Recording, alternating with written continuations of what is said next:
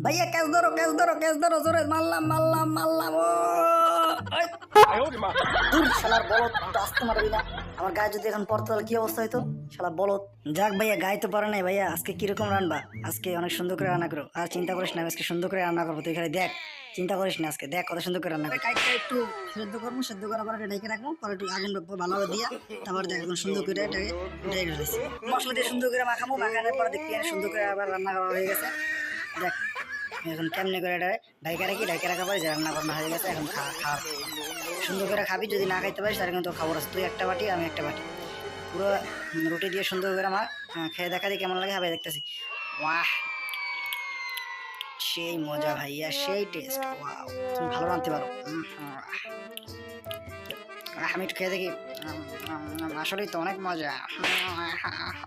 তোমরা কি খেতে চাও বন্ধুরা? তাহলে কিন্তু কমেন্ট করো। তোমাদের বাসায় যে আমি কিন্তু রান্না করো, আমি কিন্তু অনেক